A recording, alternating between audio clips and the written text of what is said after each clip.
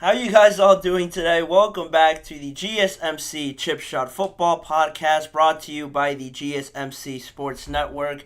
I'm your host, Manny Maradiege, live today on Wednesday, June the 5th, to again talk about some more storylines going around the NFL currently. We're going to be talking some more new contracts, as Christian McCaffrey just got his new extension on the current deal that he had to reset the running back market again himself.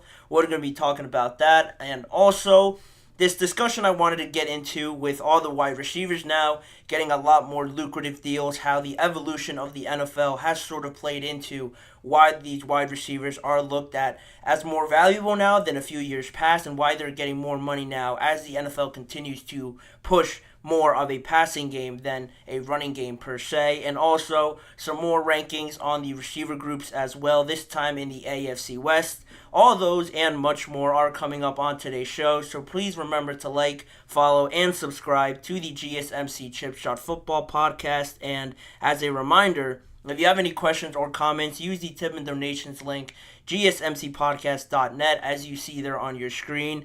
By using that, I'm able to see your question and read it on air, and that way get your guys' thoughts or perspective on anything I say or on any of the topics I have on hand today. It's a massive help for the show, so again, if you would, please use the tip and donations link, gsmcpodcast.net.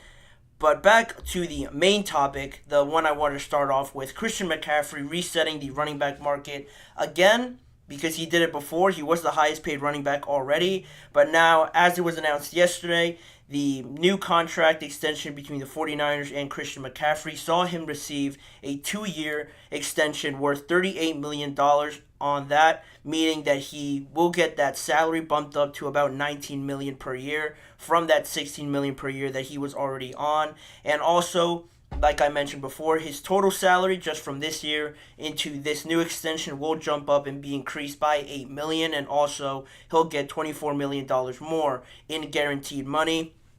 This whole situation, to kind of give it a little bit of background with the 49ers and why this extension is only 2 years, is because when the 49ers traded back in 2022 for Christian McCaffrey, they also took on the contract, the newer contract that the Carolina Panthers also gave him, just 2 years away from that in 2020. That was a 4-year, $64 million deal with $16 million per year, which was the contract that he was already on. The 49ers took that in. He was already the highest paid running back and had 2 more years left on that deal, but the biggest issue that I guess Christian McCaffrey's camp and himself wanted to resolve was that there was none of his base salaries on those remaining 2 years were guaranteed money. So playing the running back position, how the market has sort of been derailed and become devalued over the last few years, you can't have no guaranteed money as a running back, just because you can't really trust these organizations really now, or just people within the organizations to really value you and not maybe move on from you in a year or two, because Christian McCaffrey is going to be 28, I think, in about 2 days, if I'm correct on that. But again, you don't really have that security there as if you were a wide receiver, a quarterback, or any other position, it seems like, on the offensive side of the ball.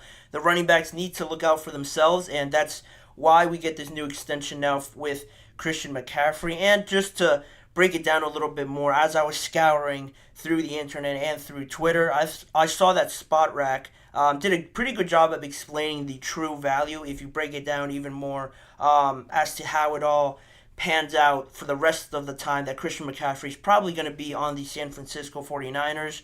So the tweet read, because he has 2 years left on his current deal, that's about 2 years, $24 million guaranteed, with the 2 years left on his contract. So because of that, and assuming that this new extension is a new deal, not just adding on to the old deal, so essentially ripping up the old deal and having this new 2 year extension carry on right afterwards, he has that new $38 million coming in and plus 2 more years, so that would add up to 4 years, and the 38 plus the 24 that he has guaranteed or left on his deal would add up to $62 million in total value. So that deal would run through 2027, 4 years, $62 million, meaning about 15 to 16 in salary, but that obviously gets boosted up a little bit more just on the extension.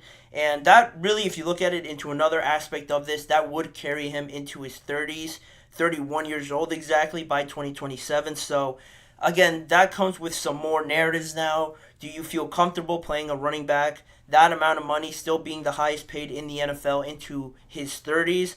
I think Derrick Henry's also around, I want to say he's around 10 million, maybe a little bit less, maybe a little bit more, give or take a million or so. But he's well into his 30s or 31 years old now, if my memory serves me right. So he isn't getting the amount of money that Christian McCaffrey's paid, but also the timing of the deal, projecting what Christian McCaffrey will look like in 3 years, 2 years is something that we would probably never finish having a conversation about based on the injuries that could happen, maybe just how his body develops with all the wear and tear on it. So far, so good for Christian McCaffrey. He's dealt with some nagging ones, but I think for the most part, he's been healthy. So the 49ers felt comfortable paying him into his 30s. Kyle Shanahan also addressed it at the mini camp or at the OTAs that have been going on for the 49ers, how he feels very comfortable with it. He mentioned that Christian McCaffrey is one of the most talented guys he has ever seen, so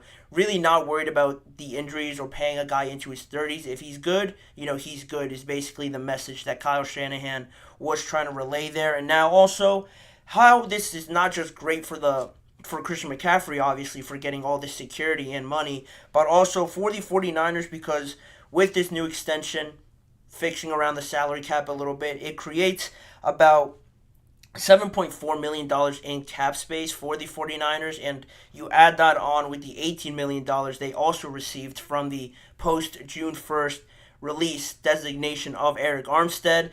That pretty much brings them to about $32 million in cap space, and that's massive. That's massive, not just because you obviously want more cap space and not have to worry about it, but also with the Brandon Ayuk situation looming over their heads. This maybe not guarantees it, but at least it gives them a better chance of trying to do that. If that is the direction that you would feel that they're inclined to going, maybe just spitballing here a little bit with this whole situation, you might ask yourselves why hasn't Brandon Ayuk been extended, or why haven't the conversations been going a little bit further than some of these other deals that have gotten done, because this has been going on all offseason, but in the meantime, the 49ers have extended Juwan Jennings, have given this new deal to Christian McCaffrey, and you're left wondering how and when will this deal get done. I swear they've mentioned the extension to possibly Brock Purdy more than this Brandon Ayuk deal. That's just how I feel. That's what it seems like, honestly, at this point. And with how this is going, you could look at it in the positive way, saying that they're just creating more cap space, that it will get done eventually. Or you could be thinking negatively, depending on if you're a 49ers fan, I guess, that they're trying to get everybody that they can secured in the case that Brandon Ayuk is closer to leaving. They have secured the rest of their weapons and don't have to worry about somebody else maybe potentially leaving after that. If they secure everybody else and know that they're going to have other playmakers on their team, you could sort of withstand Brandon Ayuk being traded or just moving on from him if it doesn't work out with the price range and everything like that. Those are the two sides of it. Those are sort of the options I'm thinking of right now because of how this is all playing out. And not to say that Christian McCaffrey doesn't deserve this deal right now. He was probably their best player, most consistent player. Just in 2013, if you look at it, he recorded 1,459 rushing yards, 14 rushing touchdowns, 564 receiving yards, and 7 receiving touchdowns. Was named the Offensive Player of the Year. One of, if not the main reason they were such a juggernaut getting to the Super Bowl. So, it's not like he doesn't deserve it. It's astronomical for Christian McCaffrey, and this running back market for a running back to now be earning close to 20 million is remarkable. And it is a small list of the running backs only making about $10 million or more. It's Josh Jacobs, Jonathan Taylor, Saquon Barkley, and Alvin Kamara as the other ones. And I'm not saying this is going to revolutionize the position. Now everyone's going to get it, but it is a step in the right direction because you're sort of pushing it now that if a guy comes in and is such a weapon, such a catalyst for being such a dynamic player for an offense, maybe it isn't so crazy to pay him north of 17, $18 million. But again, it almost seems like an anomaly on the other side because not everybody is Christian McCaffrey and not everybody can put up these numbers. You'd hope that's the result of some of these talented running backs. Probably the most talented one after that would probably be Saquon Barkley, and you'd hope he would put up similar numbers with the Eagles, but he's getting paid a lot less, and there's a lot bigger gap now between where Saquon and Alvin Kamara sit as one of the highest paid running backs to now where Christian McCaffrey sits, a little bit split off at the top of the mountain. But overall, it is remarkable for Christian McCaffrey. Definitely earned it and definitely deserves this money. I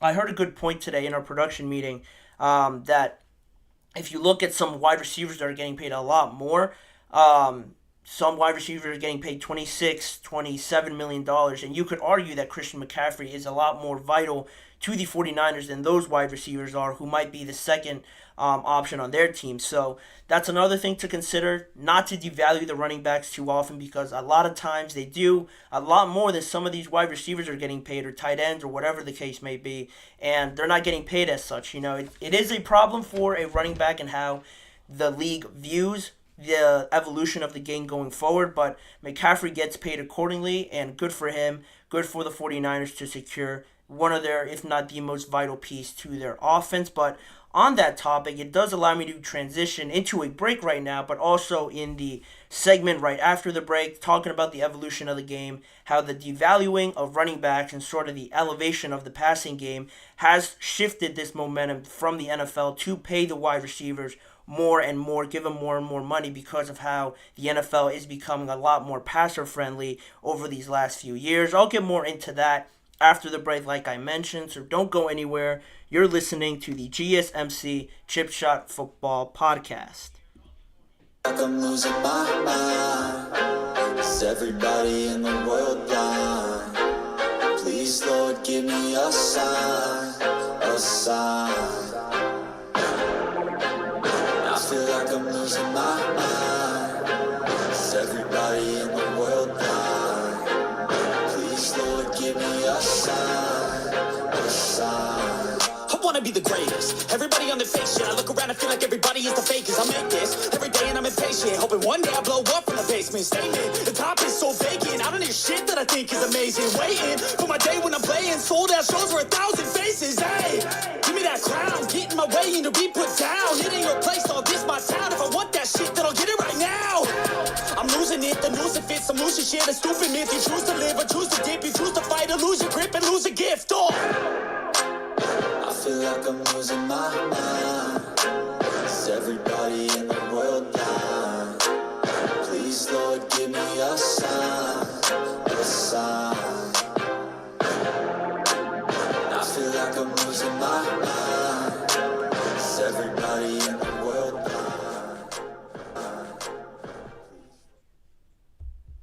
Back here now on the show to start on the second topic that I sort of led into before we went into break there. Why are the wide receivers getting such lucrative deals in the NFL? It seems like every offseason for the last two.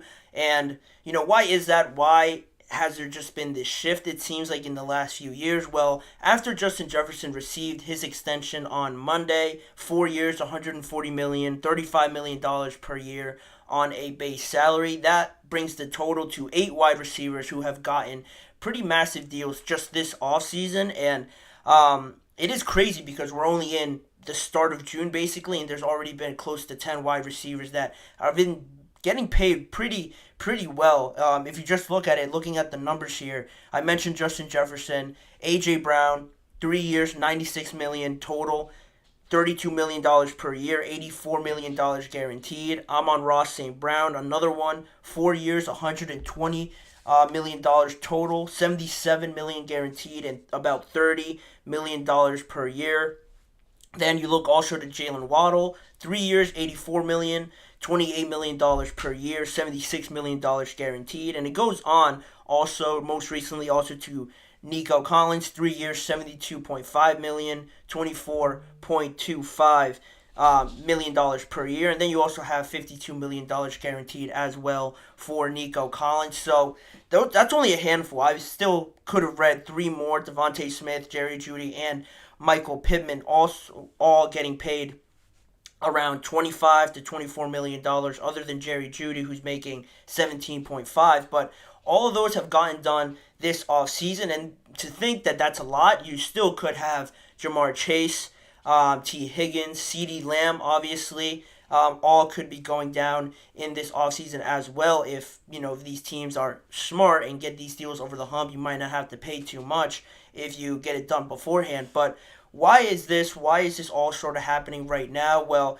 it just really boils down to the idea of the NFL and what is the main idea around the NFL right now. What is the theme of how these games are being played, or how the NFL wants to market these games as high scoring, fast paced, a lot of action, more throwing by the quarterbacks.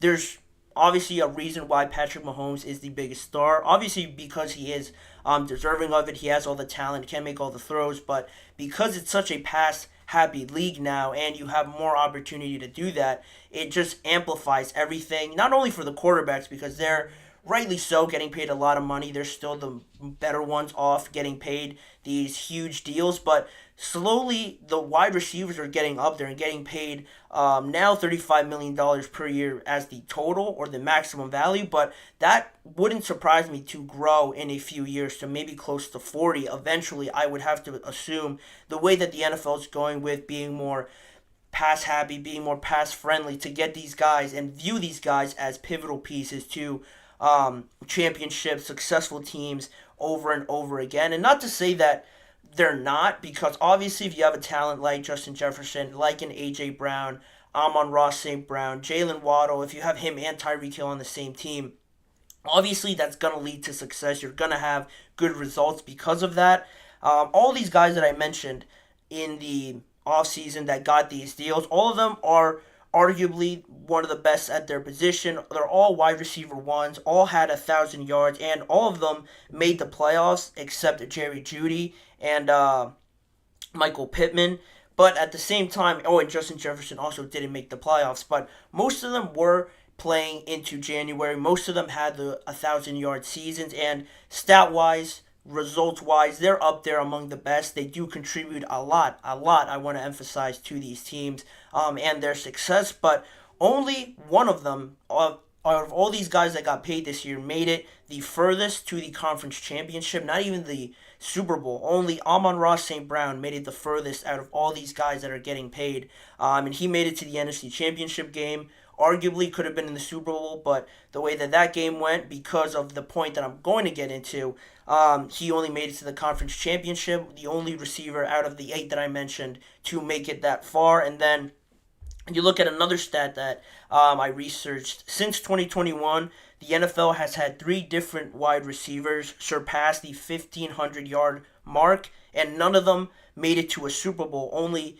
Cooper Kupp made it in 2022, but then all the rest of those top 3 stat leaders in receiving yards did not make it to the Super Bowl. And if you're not playing for the Super Bowl, to make it into February and play for that game based on the team that you're made up of and the guys that you want to pay to help you get to the Super Bowl, what are we doing if we're not playing to get to that point? And only one of those stat leaders in the top 3 over the last 3 to 4 years has made it to the Super Bowl, and that was Cooper Kupp. But again, that also has to do a lot with the makeup of their team, and that's sort of now where I'm trying to get into with this, because you look at the wide receivers and how maybe none of them have been unlucky. Some of them have been unlucky to not get to that point, but only one of them has made it to the conference championship out of the 8 that got extended. And now you look at another position where maybe there could be more value there, or not such a huge discrepancy with how they're getting paid. The running backs and how they're getting paid. I just finished talking about Christian McCaffrey, and I alluded to this point just a couple of seconds ago. You look at the top earners in the running back market, Christian McCaffrey now getting paid $19 million, so that's very well done by the 49ers and for Christian McCaffrey. But also, you look at Alvin Kamara, $15 million per year, Jonathan Taylor, $14 million per year, Saquon, 12.5, Josh Jacobs, $12 million per year, and then after that it's Joe Mixon with $9.8 million per year, making about a third or half of what some of these wide receivers are making. Christian McCaffrey now at about $20 million per year, the highest paid running back, is still making $15 million less than Justin Jefferson. And back to the point that I made before, Christian McCaffrey, Christian McCaffrey, but the 49ers, the Lions, the Packers, the Ravens, and the Kansas City Chiefs all made it a lot further or seem to have a lot more success this year than these other teams that were very heavy on the wide receivers and were carrying one of these guys that got extended. And what does that mean? What is the point behind all of that? Well, if you look at the success that they had, all of those teams that I mentioned, the 49ers, the Lions, the Packers, the Ravens, and the Kansas City Chiefs, all run the ball very well. All of them have their offensive systems almost centered around running the ball. 49ers, obviously, with Christian McCaffrey. He's the highest paid running back. The Lions with Jahmyr Gibbs, with David Montgomery. Very well. Great offensive line. They did very well and made it to the conference championship. The Green Bay Packers, surprising the Dallas Cowboys, and all their offensive weapons, all the passing sets that they had, they ran the heck out of the ball in that game, and they moved on, and they had success in the playoffs. Then also the Baltimore Ravens made it to the conference championship. You saw it in that conference championship game also with the Chiefs, who made it to the Super Bowl as well and played against the Ravens. In that game, once you saw the Ravens get away from the running game in the second half and almost try to outpass the Kansas City Chiefs in that second half, you saw them sort of dwindle down a little bit and stutter on offense, and that's really where I thought they lost the game. If they would have stuck with it and just followed their identity that they have been doing all year, they probably had a good chance of winning that game. I'm not going to say it's a guarantee because obviously Patrick Mahomes is on the other side, but also the Chiefs made it that far, made it to the Super Bowl, and they succeeded as well. And also, if you just look in the Super Bowl as well with two teams that run the ball very well, are capable of also passing it very well in the Chiefs and the 49ers, I probably won't get over the fact that the 49ers in the second half, got away from the run game a little bit. I think it was 3 straight drives to start that second half for the 49ers where they didn't run the ball one time and they went 3 and out in all of those drives, and you sort of saw how that slow start allowed the Kansas City Chiefs to get back into the game. And getting away from the run game, also the NFL getting away from the running game, big picture in general with how the NFL is, evolving into a more passer-friendly league. That is where you get all these massive deals for the wide receivers, and it is strange when you think about it, like I just laid it out. These teams that are making it further in the playoffs establish and really emphasize the running game, but the running backs aren't making nearly as much as the wide receivers. Now, is this a bad thing? Do I think the wide receivers should not be getting paid this much? No, I'm not trying to, devalue what Justin Jefferson has done, setting records and breaking a bunch of them at such a young age. Same goes for A.J. Brown, Devontae Smith on that same team. Amon-Ra St. Brown brings a lot to the Detroit Lions as well, but the biggest issue for me is that there shouldn't be such a massive drop-off when you're thinking of the highest paid wide receiver and the highest paid running back in McCaffrey and in Justin Jefferson. And just going back to that point I made in the last segment, some of these running backs, if you take away Jahmyr Gibbs or David Montgomery from the Lions, and say you take away probably T. Higgins or maybe Michael Pittman from the Indianapolis Colts,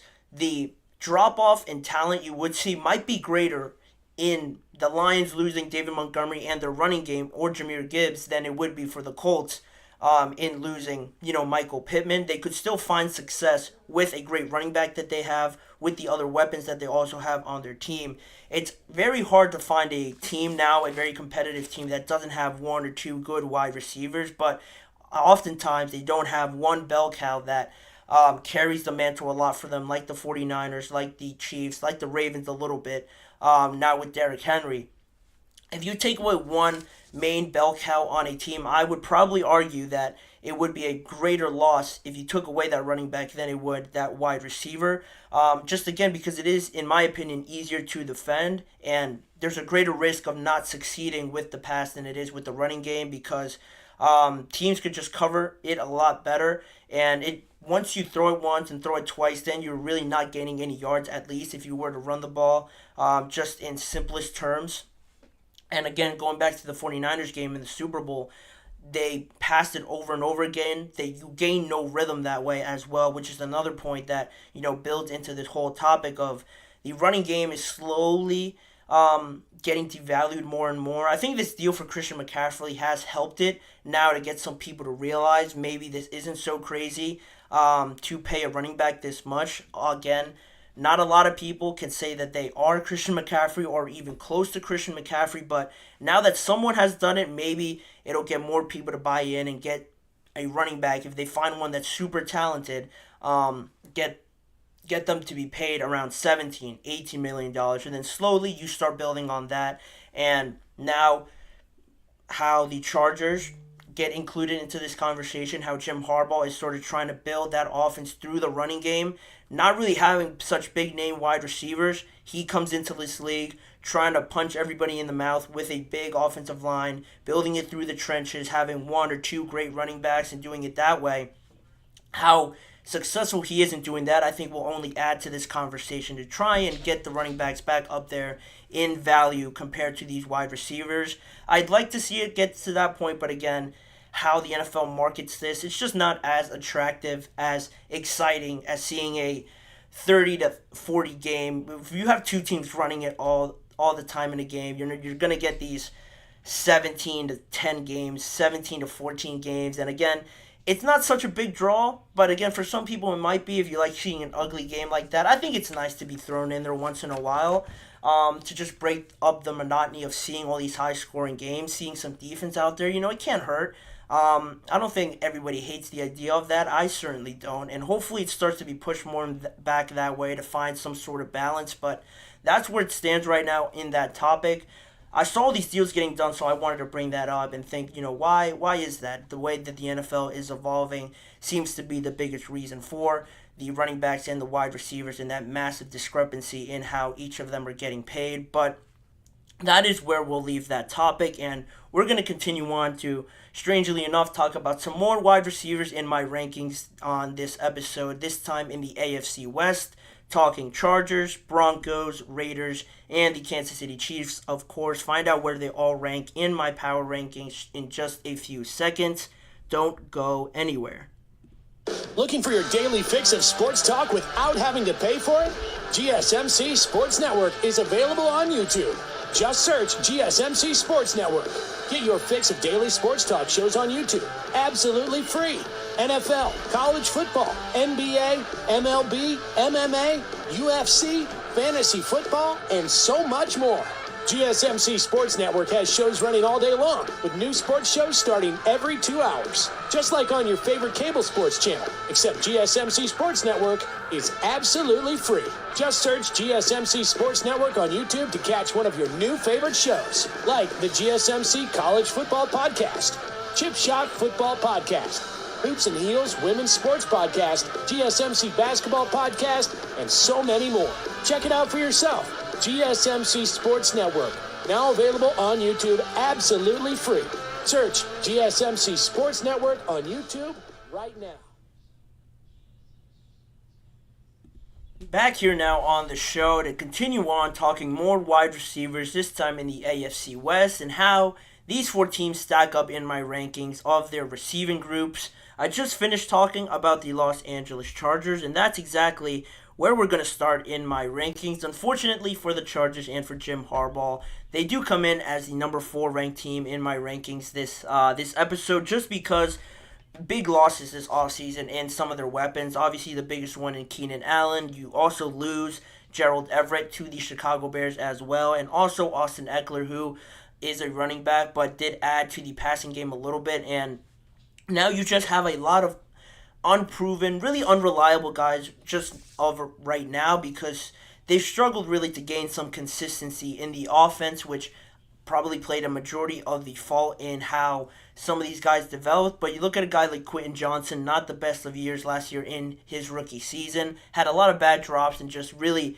didn't grow into anything really that productive for the Los Angeles Chargers. And also, you have Vlad McConkey there that you see far right in there as well for the Chargers. Drafted him this year in the NFL draft, and how does he, incorporate himself into this offense?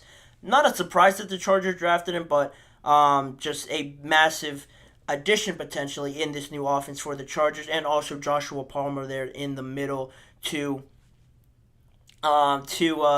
sorry, I'm seeing these comments by Chur coming in right now. Hey, bro, I'm your biggest fan.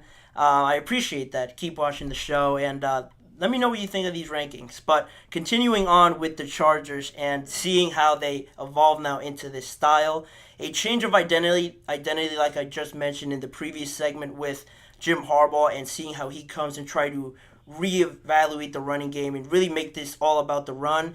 These wide receivers are going to have to play a massive role in it, and if they could step up and be more consistent, I think that would go a long way, because other than Joshua Palmer, who only managed to attain 38 receptions, 581 yards, and 2 touchdowns, everybody else is still really young, and everybody else really doesn't have a reputation around the league or in this team. A lot of newness and just uncertainty. So for me, I had to put them there at my number 4 spot in my rankings. And moving on, at number 3, the Denver Broncos, we have Courtland Sutton, Josh Reynolds, and Marvin Mims to sort of make up the biggest factors in this passing game. Not too many established, again, wide receivers at the Denver Broncos thus far, other than Courtland Sutton really establishing himself as a true number 1. I think more over these last few seasons where it's been rough for the Denver Broncos, but he has really managed to go above and beyond and still produce solid numbers, even though he might not have the most help as some other wide receivers do across the league. And then also moving on to Josh Reynolds there, not on the Broncos last year, but a pretty big addition, I would say, this year for the Broncos, coming over from the Detroit Lions. Did pretty solid over there with the Detroit Lions as a good number 2, number 3 option as well. And I think he could add a lot to the Broncos, but how the quarterback situation also, adds up at this moment will be interesting to go off of. And then he could be really your number 2 or number 3 option. And then you look to the far right and you have Marvin Mims, who again last year didn't really do too much to really establish himself in the league, establish himself in the offense. Again, the Broncos struggled a lot last year, but at the same time, you would have liked to see more out of Marvin Mims, and Sean Payton has really pointed him out as one to expect to have a bigger season this year and a bigger impact. So there is that little bit of spotlight on him, and having him produce a little bit more than he did last year, I think would go a long way. And obviously, trying to work in a new quarterback, that's another big issue that they have to resolve. If they could figure that out, only this will really benefit them and benefit this receiver group if they could do it for the long haul. But the Broncos come in at number 3 again for the lack of established talent and reputation in the league. And going forward with that, at number 2, we have the Las Vegas Raiders coming in there with Devontae Adams, Jacoby Myers, and Brock Bowers. Again, you could see it as a bit of a surprise with this, but I think the top heaviness at talent that they have there with Devontae Adams really carries them over the top. And also now you have Jacoby Myers, who is one of the most underrated receivers, I think, at least in the AFC, because of how much he contributed last year and has gained a pretty good amount of praise around the league for how well he is at his role at a number 2. Was the number 1 receiver for the Patriots, and you could see why. He contributed a lot last year to sort of get some of the attention away from Devontae Adams, and that combination was already pretty good. And then you add a guy like Brock Bowers, one of the generational talents at the tight end position to come out of the NFL draft, adding a different dimension to this team to really do a lot of things on this offense where the defense is really left guessing. I mentioned before in a system, now that the Raiders could run, 12 personnel, try to work that into their offense a little bit more. You have 2 tight ends out there with Michael Mayer as well, who they drafted as well a couple years ago. You put him with Brock Bowers in a 12 personnel formation. You could do a lot out of that, and plus you also have Devontae Adams and Jacoby Myers out there to really keep the defense guessing and doing a lot with them. They all bring something very specific and special to this offense in that way. Even if they don't have a true franchise quarterback right now, they have the necessary amount of options and depth at this position as well, with guys like Michael Gallup coming over from the Cowboys, Jalen Guyton as well from the Los Angeles Chargers. Not the most eye-catching targets, but very good depth at their behind the 3 main guys that you see on your screen. I expect them to be better. I think Antonio Pierce has a lot to do with that this season, but they've definitely gotten more talented. Just on the defensive side of the ball would be my biggest concern, but offensively, I think compared to the Chargers and the Broncos, they've done the best job of improving from a group last year that definitely needed some more talent on that roster. Now they got it, but they aren't the number 1 team in my rankings. That, again, falls to the Kansas City Chiefs, a boring answer, but it is, I think, the most accurate one. Travis Kelce as a reliable option as you would ever want. Not a wide receiver, but one of the best tight ends in NFL history. He does, what he does out there with Patrick Mahomes, how he produces. Maybe not the most eye-popping stat-filled season that he might have had in years past with recording 1,000-yard seasons like it was nothing. This year, he sort of slowed up there, dealt with some injuries, and his age isn't showing a little bit. He is getting older. Might be slowing down, but he is still Travis Kelce, and how smart he is and that savviness that he brings at the tight end position, I still consider him one of the best just overall targets in the game, with that relationship also that he has with Patrick Mahomes. Then you look at the additions that they brought in. Marquise Brown from the Arizona Cardinals, their number 1 wide receiver for the last few years.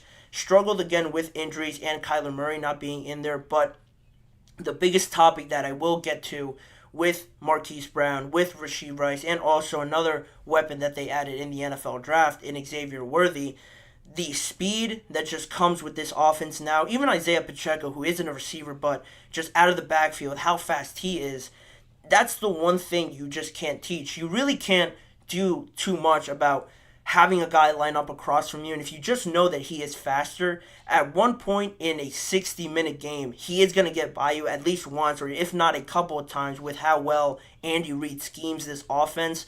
That's a talent, a danger that a lot of defenses just don't know how to handle, and not only do they have one guy in Marquise Brown who could take the top off the defense, but also they add Xavier Worthy, just broke the record for the 40-yard dash at the NFL Combine, so you add him, Marquise Brown, Rashee Rice. How is his situation going to work out with the suspension that he got himself into, probably coming from the NFL? How that all gets resolved, but I think enough is on this offense where they could still succeed. If they succeeded last year with the weapons that they had, you didn't know what you were going to get from Rashee Rice and some of the other options that also, produce more than they would have expected to. Now you get these guys that bring more excitement, more speed, more electrifying plays out there to be made by the Chiefs. I think it could only get better with Patrick Mahomes there at your quarterback. It's hard to make this offense look bad with all of those and also other options that they have in Sky Moore, Kadarius Toney, if his issues get resolved with the team, and also Justin Watson, Irv Smith as well coming in to back up Travis Kelce. They have a lot of names on their roster now that I think you would feel a lot better this year than you would have last year, when they fielded that team.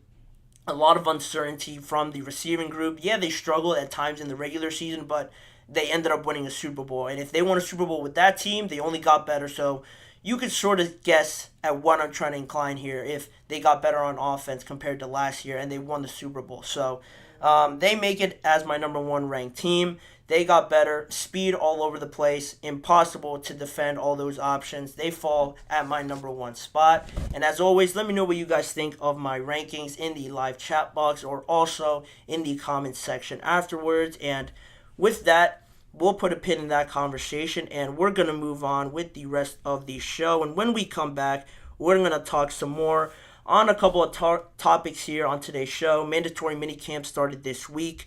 around the NFL with 10 teams. So we're going to get into some storylines to follow as we get deeper into the offseason, and also an interesting topic brought up by Phil Simms: who has a better quarterback situation between the Pittsburgh Steelers and the Cleveland Browns. Find out what I think about that and what Phil Simms also thinks about that when we return. Don't go anywhere. We'll be right back after this short break.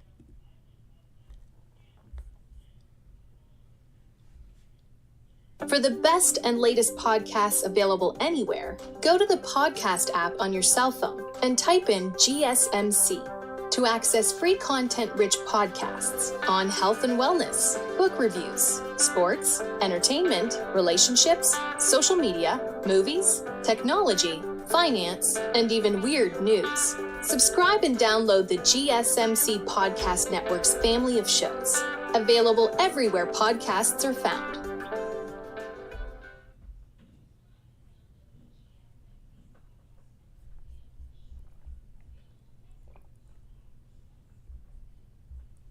Back here now on the show to continue on with another topic we have on here about the topics to watch now in mandatory minicamp as that gets more underway this week. What is there to look for? What can we anticipate with some more developments, maybe some more chemistry being built now? Not the longest of periods in the offseason. It's only about 3 days that these teams have it for, but this is the last thing that will happen in the offseason before there will be a break, and then we get into training camp, and then rolling into preseason, and then before you know it, the NFL is underway. But for those 10 teams that started mandatory minicamp this week, I sort of put a list together of what I'm looking for, some of the interesting topics to look at as that gets underway. So without further ado, the first team that started mandatory minicamps this week was the Chicago Bears, and really how Caleb Williams just continues to grow more and more in this offense.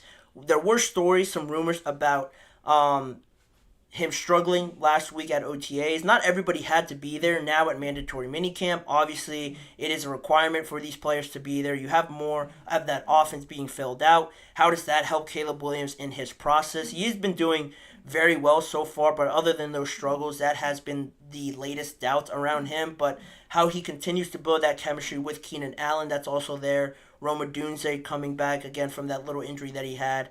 Having that continual success with that offense, getting those reps in more and more as it gets more closer to the real thing, closer to pads, I think will be huge for the Chicago Bears, obviously, to have Caleb Williams heading into training camp in the best situation possible and feeling the most comfortable as the season goes along. That's the biggest thing for the Chicago Bears. And then moving on to the second team, the Cowboys. They also started mandatory minicamp.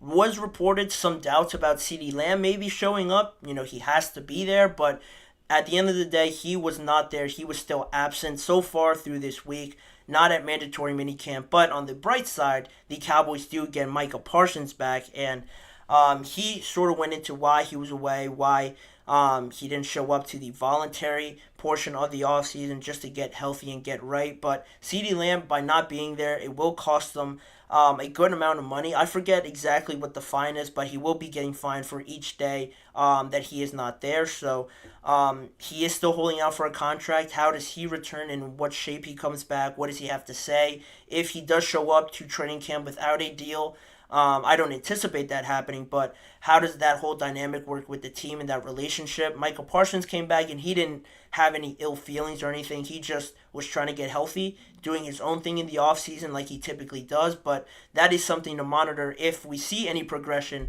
as the offseason goes along with these contract negotiations with the Dallas Cowboys. But that's the second one. At number 3, the Lions.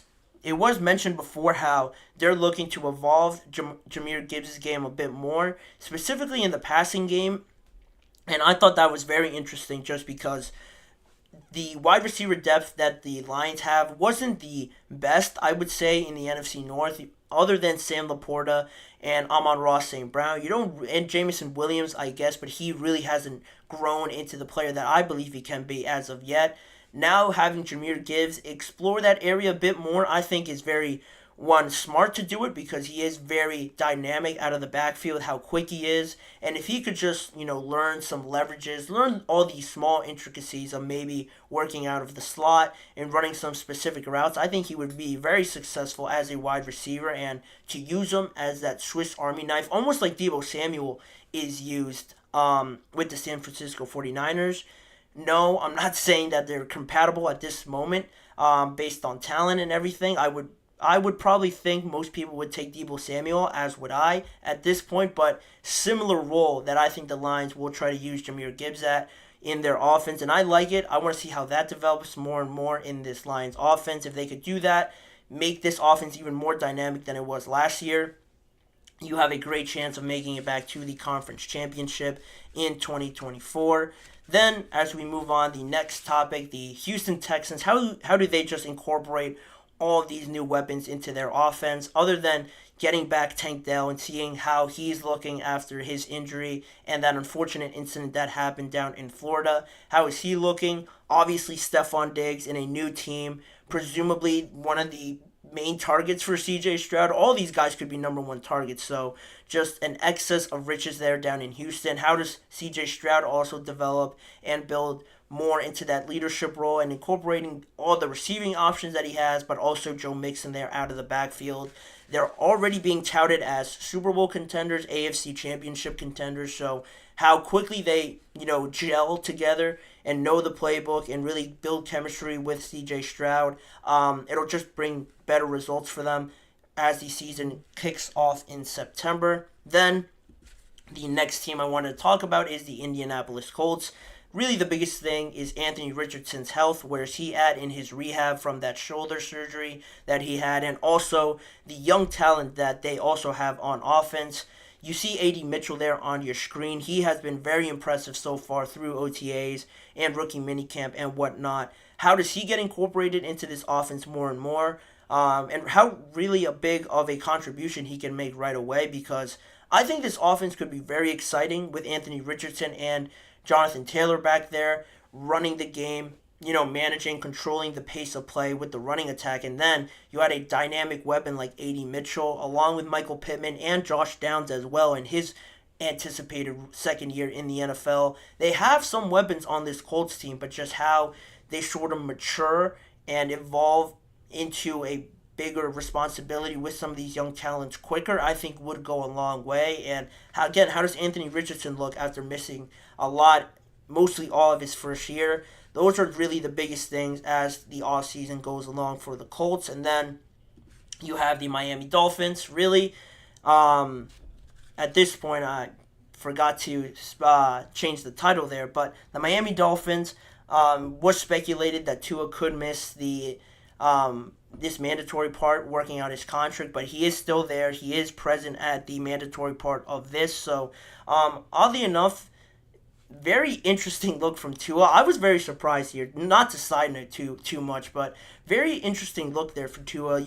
Shaving the beard looks very different, completely different than what he did a few months ago. But that's really a topic to follow. His new physique, how quicker and how much better that makes him at evading tackles, evading getting hit because of the concussion situations that he had and struggling with that. He wants to stay healthy, so obviously making it harder for the opposing defense to tackle him will be one of the things to watch, and how much more dynamic that makes him out there on the field, but also how those contract negotiations develop as we move closer and closer to training camp. And maybe if he shows up to this mandatory part of the offseason and still gets no contract by the time training camp starts, maybe he decides to not go to training camp and take on the fines, but it does put a lot more pressure on the Dolphins to get that deal done. And then moving on to one of the last teams I have, the Minnesota Vikings. Again, seeing how J.J. McCarthy develops has been impressing people as well in the local media there in Minnesota. Now that connection with Justin Jefferson, now that you've locked him up for a long time, how do those two gel, and how quickly does that help out J.J. McCarthy? And having a guy out there like Justin Jefferson, how much better does that make him look, and how much more confident that does make him out there? That was one thing that Justin Jefferson wanted to emphasize with JJ, and having a guy out there like Justin Jefferson, how helpful that is for JJ McCarthy. I can't really put it into words how much that is of a help for young quarterbacks, but how that chemistry and that relationship develops will be something to watch at this point in the offseason. Then we have the Philadelphia Eagles. Two new coordinators, two real new changes of identity now with the Philadelphia Eagles in Kellen Mond there on your right and Vic Fangio there on your left. How they incorporate their ideas and how much better do the Eagles look in 2024 than they did in the tail end of the year in 2023. I think will be a massive thing. You get two guys there that are more established and have more of a reputation compared to the coordinators that they had in their last year. Too much mixing and moving these guys in and out of different roles within the team. So now hopefully they find a little bit more stability because they have the talent to do it. Now they just need to line their ducks all in order. If they could do that, it's hard to find a flaw in this team, honestly, with all the talent that they have. But hopefully they get it more in order, and it looks a little bit more organized in 2024 with how these new coordinators implement their new ideas. And then you have the 49ers, some more coordinator talks. Brandon Staley and Nick Sorensen's involvement in the defensive side of the ball. Brandon Staley, obviously an expert in the defensive side of the ball, but he isn't the defensive coordinator. He's actually the assistant head coach. How much is he involved in the defense? Maybe overdoing it. Maybe I dare to say over Nick Sorensen, who is technically the defensive coordinator, but doesn't have as much experience as Brandon Staley. How do they manage that relationship and that dynamic on who calls the plays, who talks to the players, who organizes all the schemes and everything like that? How that sort of relationship develops will be something to monitor because you don't want to tinker too much with an established team already. And if you get two voices in your head now trying to relay a play to you, it could get sloppy, and that's the last thing the 49ers want on their road to finally trying to get a Super Bowl. Then the final team I have on here, similarly to JJ, how Will Levis develops in this new offense, a completely different offense than what he had last year with Mike Vrabel. Now in his second year, already having to learn another offense, how does that maybe slow his development, or how much better does that make him, having been more exposed to different schemes and everything like that? How quickly he picks up on it and takes advantage of it because he has the weapons to do it in Calvin Ridley, DeAndre Hopkins, and Tyler Boyd. He really is the piece that drives all of that together. So how he fits into that role and learns the new offense will be something huge to watch out for in 2024. But that's pretty much it. All 10 teams and what to look out for as they continue on through mandatory minicamp. But for right now, that'll do it for that segment. And when we return, we have one more topic to discuss: the quarterback situation between the Steelers and the Browns. Who comes out on top, and which situation would you rather have if you were a fan of either of these teams? Phil Simms has a side that he is pretty adamant about, and I would probably tend to agree with him. Find out what side I stick on in that discussion after we return from this break in a few seconds.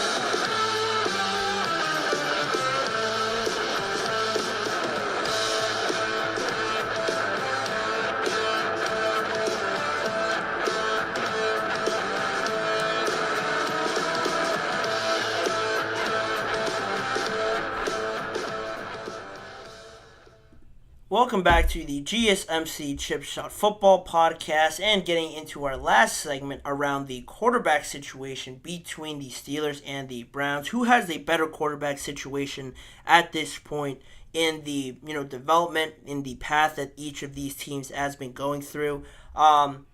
Through 3 years, Deshaun Watson will be entering now his third season as the Browns quarterback, and the stats to sort of back up and validate him haven't been too flattering, to say the least, and it just has raised questions as to, was that 5-year, $230 million deal worth it? Fully guaranteed, I might add. Was that worth it for a guy, again, that hasn't shown his best stuff as of yet? Through 12 starts with the Cleveland Browns, there isn't too much positive to take away from it, and it has raised some questions among some analysts around the NFL, like Phil Simms. He was part of a show that he does on a network, and he was sort of ranking the quarterback situations in the AFC North, and obviously he had the Ravens and the Bengals up there as the two best. But then you get into the Browns and Steelers, and where most people would probably have the Browns as the third best situation, Phil Simms was actually on the other side of it, and he was a former quarterback for the New York Giants and current analyst for the NFL as well, in case you guys didn't know too much about Phil Simms. But he sort of gave his thoughts about it and why he actually has the Pittsburgh Steelers as a better quarterback situation than the Cleveland Browns at the current moment. Basically, in his statement as to why that is, as you can see on your screen, he said, "What was he doing when he was healthy? He was playing out of control," referencing Deshaun Watson, obviously. We talked about it. It was really unbelievable. It was like he was out there mad at the world and was going to try and beat everyone up on the defensive side of the ball, which, when you try to do as a quarterback, you lose. Pretty strong words from Phil Simms, saying that he was out there looking like he was out of control, playing out of control, not really playing like Deshaun Watson and how you would expect him to play as a 28-year-old, 27-year-old quarterback now in Deshaun Watson has had pretty a good amount of experience already in the NFL, and you saw the potential there in Houston, so it is just puzzling to see why he has struggled to really get anything going so far in the Cleveland Browns situation as their starting quarterback. Again, injuries had to do a lot with that, but again, in this topic, in this discussion of where I fall now, disclaimer, I am a Steelers fan, so all bias aside as much as I can, I can't help but agree with him, or at least see his point as being pretty valid in this argument, in this discussion, however you want to phrase it. This explanation for his rankings of the AFC North quarterbacks, Pittsburgh ahead of Cleveland, I don't think it's too bad, because also he sort of explained a little bit more as to why the Steelers are in a bit of a better situation than the Cleveland Browns. Phil Simms went on to say, his reputation, Russell Wilson, and all that, listen, it's a big motivation when they count you out. Oh, he doesn't know how to get along with people. He still has arm talent. He's good. He's got a good, strong arm, can throw it down the field, and also mention how Justin Fields, he analyzed how he just got better and better as the year went along last season. So he is feeling a little bit more positive about those two guys there. And also the Pittsburgh quarterbacks, Justin Fields and Russell Wilson. I think for me, the biggest point in all of this, in comparing both of them, money talks. Money does carry a heavy weight. So if you have one quarterback being paid $230 million guaranteed, and then essentially you have Justin Fields and Russell Wilson basically both playing on a one-year deal and costing the Steelers close to nothing in terms of contract and how they affect the salary cap, that would turn a lot of heads, honestly, if you're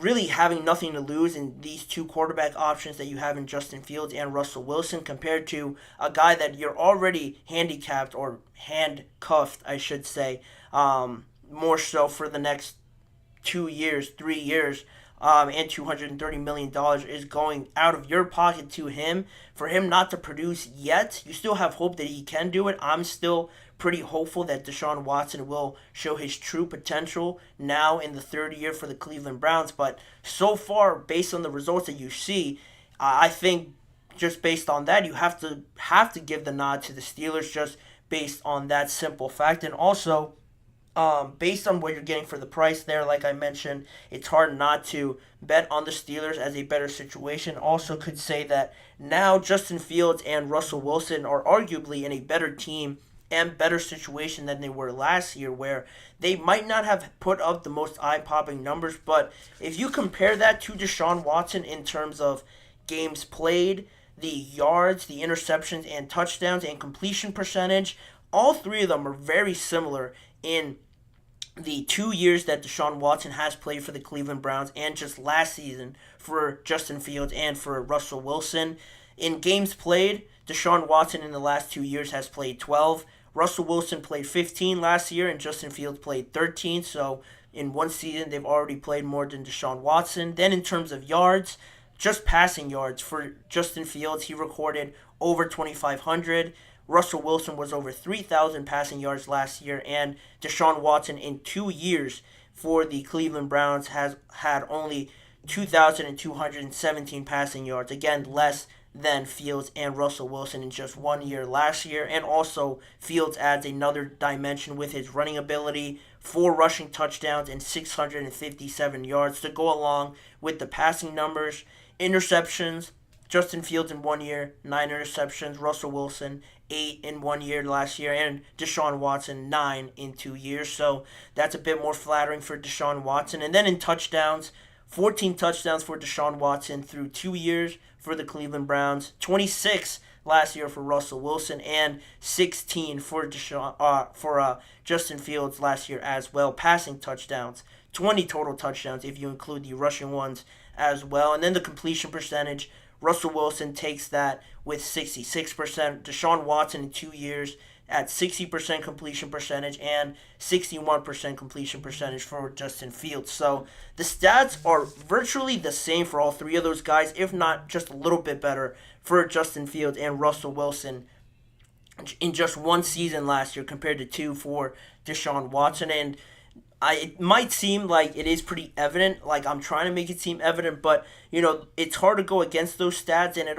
is also hard to go against the fact that Deshaun Watson has a very talented team around him. He has all the tools there to still not completely lose hope in him, but again, if I was a fan of the Browns and he has hardly played and they're allocating so much money to him, I would be getting a little bit antsy now to finally see something out of Deshaun Watson, because if you're just getting the same results and through 2 years Deshaun Watson has yet to play a playoff game for the Cleveland Browns, that is something where it comes to a point now where you start thinking, can we use this money for something else? Can we use it for somebody else that can get us over the hump and can get us further into the playoffs? Because this team is super talented, among one of the most talented teams in the entire AFC. So they have to get better production out of that quarterback position. And if they do that, they have a great chance to perform better late in the year into January, late December, and have more success that way, because Cleveland is itching to have more playoff success. If they could do that and get more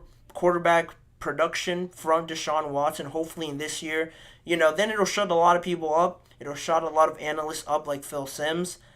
If Deshaun Watson can go out there and prove it, but he has to be available, he has to be healthy, and if they can manage that, they can compete with anybody in the AFC North and really anybody in the AFC there, like I mentioned. But that's how Phil Simms feels about it. That's how I feel about it. But I am open to changing. I'm not locked in on my bias towards the Steelers. I could definitely be swayed. But for right now, I won't be. And that's how I feel about it. So that'll do it for that topic, and that'll do it for the show. I want to thank you guys for tuning in to today's episode of the GSMC Chip Shot Football Podcast, and also thank you guys for tuning into this show. If you want to see more of me and this show, tune into the GSMC Sports Network channel and the GSMC Podcast Network channel on YouTube. For all the live shows are recorded and posted on there.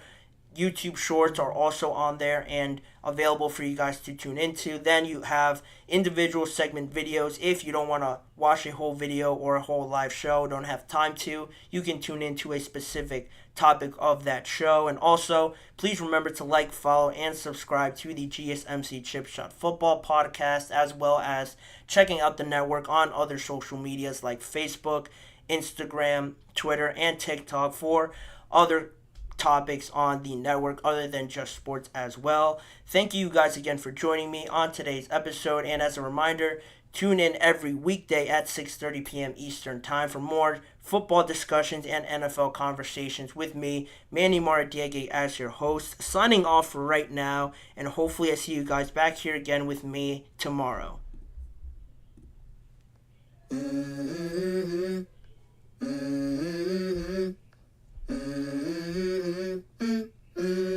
Yeah. I wake up to a little bit of drool on my pillow, feel like it's gonna be a bad day. Yeah, I'm tired of shit, and the coffee ain't hit yet, damn, ain't that great.